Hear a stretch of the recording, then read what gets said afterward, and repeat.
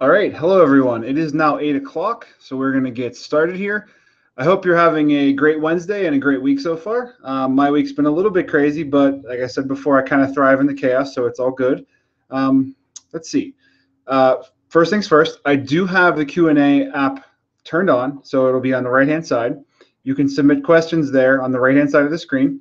Just to mention again, there is a delay between when you submit them and when I see them. So please make sure you get your questions in and don't wait till the last minute, or I might not see them until it's too late. And as always, if you forget to ask a question, I'm always willing to answer your questions whenever you have them.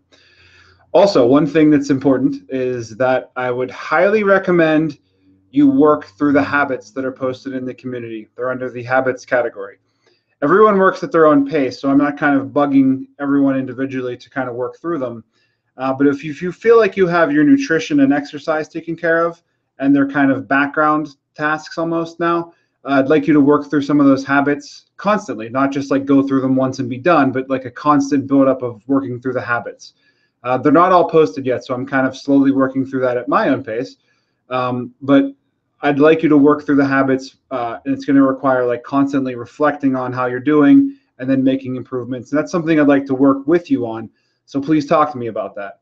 I'm asking that you initiate this process, though, so I don't want to overwhelm you and bombard you with stuff when you're simply not ready. But like I said, if you feel like you kind of have things as a background process and you're kind of wondering, well, what now? Talk to me and we'll start to work through the habits at a pace that kind of suits you. There's still lots of work we can do there for like a continual self-improvement type of thing. So please let me know. All right. So we're going to do things a little bit differently tonight.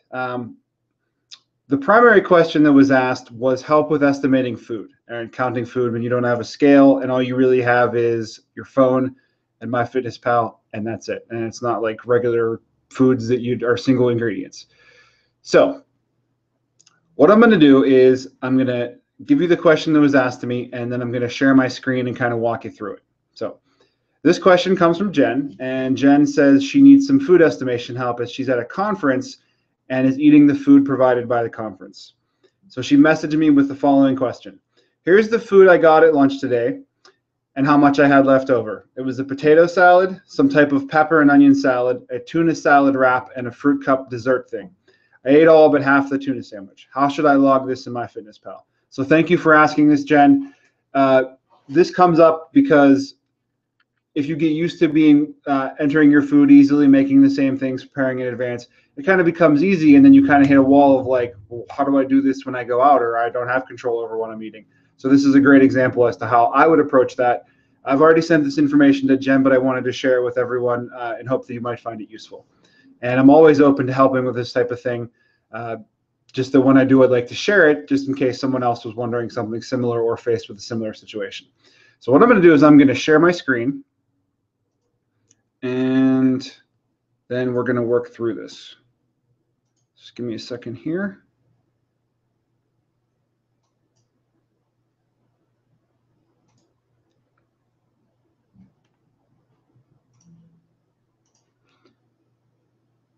All right, we're going to get Inception here for a second. All right, that means we're working. Okay, so this is the picture that Jen sent me. So you can see in the right-hand corner, that's a a tuna salad, spinach wheat wrap type thing. The left is a potato salad, looks like red skin potatoes, maybe on some lettuce. And then bottom left is like an onion and pepper salad. And on the bottom right is a fruit type dessert that she mentioned. So looking at that, my first thought would be, let's see. Okay, so usually when I'm eating out and they don't provide nutritional information, I will do my best to eyeball the portions. WebMD has an incredibly useful portion guide that you can print out, and it's meant to be like a wallet guide. You'll probably want to laminate it though. After you get some practice doing that, you might not need it at all. So I'm going to pull that up for you real quick.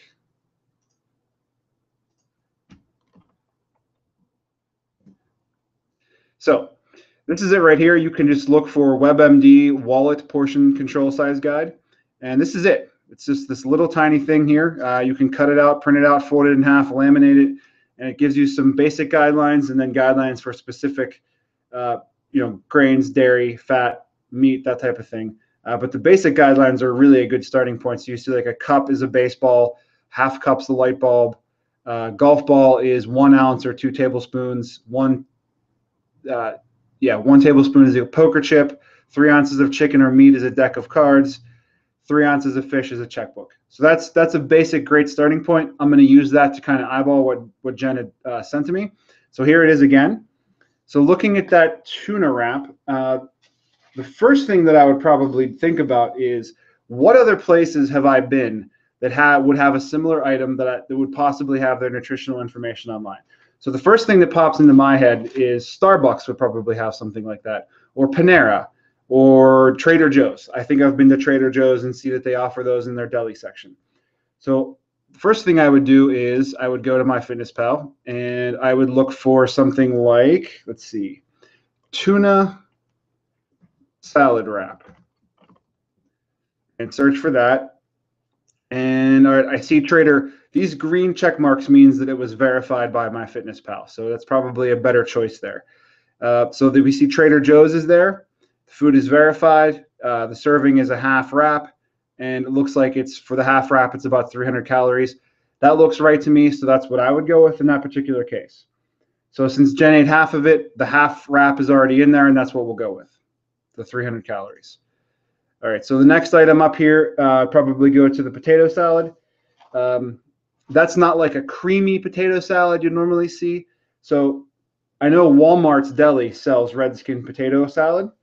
So if we search for Redskin potato salad, you can even add Walmart into there. So there we go. Again, it's verified. This is what I told Jen to track it as a half cup. The portion guide, though, does mention that a cup is about the size of a baseball. To my eyes, with this picture, I guess you could say that's the size of a baseball, but given that the dressing on that doesn't look too heavy, I would just go with the half cup, given that it looks like it's 240 calories to me. This is the part where you really cannot stress too much. Because there's not too much dressing, like I said, my gut instinct is the 240 calories. It's not an exact science, so I'm going to say that that's good enough. The half cup is fine. Doesn't look heavy on the dressing. Just go with it.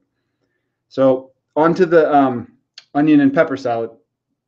I don't really track onions and peppers myself. I know the rule I generally say is green fibrous vegetables, but I love onions and peppers. I would rather cut out other foods than start to cut out onions and peppers. So I would say in general, don't worry about it unless you're eating like an obscene amount.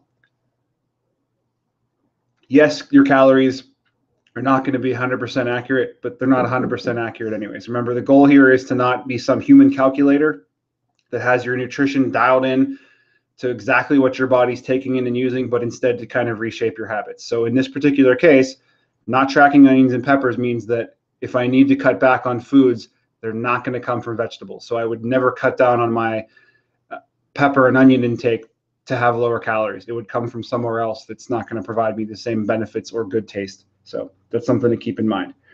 All right. So like I said, I'm not going to worry about the peppers and onions. I'm not sure if there's a dressing or a cheese on there. I can't really tell. So in this particular case, go off of your taste buds. Is this like Italian dressing? If it's Italian dressing, I would look up, what restaurant has Italian dressing when they track their calories. Olive Garden. So I would look up Olive Garden. Should probably type. There you go. Second result, Italian salad dressing. If it seems like a little bit of dressing, go with the 1 serving of 2 tablespoons. You can see that it's 80 calories. Or if it seems to be heavy on the dressing, you could go 2. That would make it 160 calories. All right. So that covers 3/4 of the plate. The last thing is this fruit dessert. Now, it's a little bit hard to tell from the picture, and you'll have to pardon my ignorance. I normally wouldn't eat something like that myself, but my wife told me that that's a fruit tart, and that's probably a shell, some type of shell that it's in with chocolate. So this is me guesstimating, so I searched for fruit tart, and let's see. This one has a confirmation, 280 calories, sounds about right. It has a decent amount of fat, decent amount of carbs, lots of sugar. not much protein. That looks about right to me. So I would probably just go with that. That was 280 calories. I would just go with that and not worry about it too much. Like I said, when you're estimating like this and using portions and judging, number one, it takes practice to get it more accurately. And number two, it's not going to be 100% accurate anyway, so it's not worth worrying about. So based on that quick estimation, looking at all those items, you can track them in MyFitnessPal, but you'd generally be looking at roughly 900 calories for that plate. So that's essentially what I would do in a situation like that.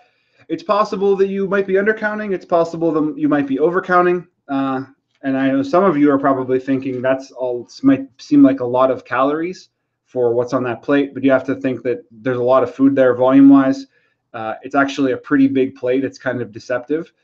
When we have a bigger plate, we tend to eat more. When we have a smaller plate, we tend to eat less. And that dessert, does look like it has a decent amount of chocolate on it. There is a bunch of cheese, and there's probably some mayonnaise in the turkey or in the tuna wrap. And then those are all going to add up because those are sources of fat, and those add up rather quickly. So I believe that covers everything I wanted to cover about how I would personally track this and how I advise Jen to track this. So let me just flip over, and I'll turn off this. And let's see if there any questions have been asked. All right, I'm not seeing any. That's pretty much all I had for this week. I will have an announcement on the community and in your Photocracy feed about this coming weekend. This past weekend I was out of town. This weekend I'll be out of town again, so I may have some limited responses on emails. I will be going through everything normally that I do on Saturday. I'll be doing that on Sunday. And then my birthday is on Monday, and I won't be answering anything at all on Monday. I'm going to take a day off. Hope you understand.